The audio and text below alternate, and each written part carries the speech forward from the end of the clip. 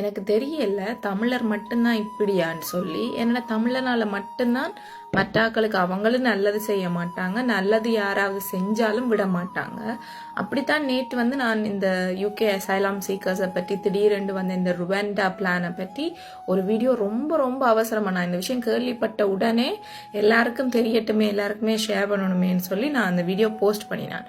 ஆனால் எல்லாரும் வந்து அங்கே ஸ்பெல்லிங் மிஸ்டேக், சரியானதை சொல்லுங்க, சும்மா புழுகாதீங்க, நீங்க என்ன ஹோம் ஆஃபீஸ்லயா வேலை செய்யறீங்க, எப்படியெல்லாம் கதைக்கிறீங்களே. சரி, அவங்க எல்லாரும் இருக்கட்டும் ஒரு பக்கம், அவங்கள பத்தி எங்களுக்கு தேவைப்படாது. ஸோ இந்த வீடியோ பத்தி ஃபுல்லா வீடியோ போடுங்கன்னு சொல்லி கேட்ட எல்லாருக்கும் தான் இந்த வீடியோ. நான் கிளியரா இந்த வீடியோல சொல்றேன் என்ன நடக்குதுன்னு சொன்னா, ருவாண்டா பிளான் வந்து லாஸ்ட் 2-3 இயர்ஸாவே இருக்குது, பட் சக்சஸ் ஆயிருக்கல. பட் முந்த நாள் திங்கட்கிழமை நைட் நடந்த பார்லிமெண்ட் சிட்டிங்ல voting எடுத்து அவங்க வந்து அந்த சட்டத்தை அமலுக்கு கொண்டு வந்துட்டாங்க, விச் மீன்ஸ் ருவாண்டாக்கு அனுப்ப போறாங்க.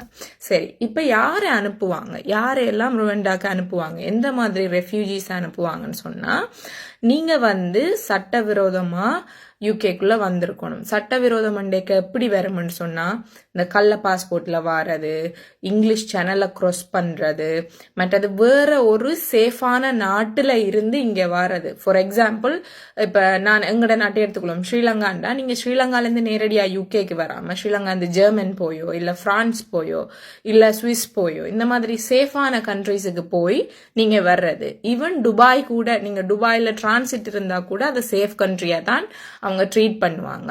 ஸோ அப்படி ஒரு சேஃபான கண்ட்ரிக்கு போய் நீங்க அங்க அசைலம் கேட்காம யூகேக்கு வந்து அசைலம் கேட்டிருந்தா, யூகேண்ட அசைலம்ஸ் சீக்கர்ஸுக்குன்னு சொல்லி ஹோம் ஆஃபீஸால தரப்பட்ட கேம்ப்ஸ்ல வந்து நீங்க இருக்கிறீங்கன்னு சொன்னா, அவங்களோட ஆதரவுல நீங்க இருக்கிறீங்கன்னு சொன்னா, நீங்களும் வந்து அந்த கேட்டகரிக்குள்ள வருவீங்க.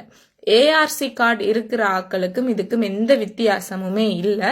உங்களுக்கு ஏஆர்சி கார்டு இருந்தாலும் இல்லாட்டியும் இந்த கேட்டகரிஸ்ல நீங்க இருந்தீங்கன்னு சொன்னா உங்களை வந்து அவங்க சேர்த்துக்கொள்வாங்க. ஒரு சிலர் சொல்றாங்க யூகேக்கு அவங்க வந்து இன்னும் வந்து அசைலம் பதியவே இல்லை, அவங்கள்ட்ட அப்ளிகேஷன் ரெஜிஸ்ட்ரேஷன் கார்டு இல்லை, எந்த விதமான டாக்குமெண்ட்ஸும் இல்லாமலே 3-4 வருஷம் எல்லாம் இருக்கிறாங்க.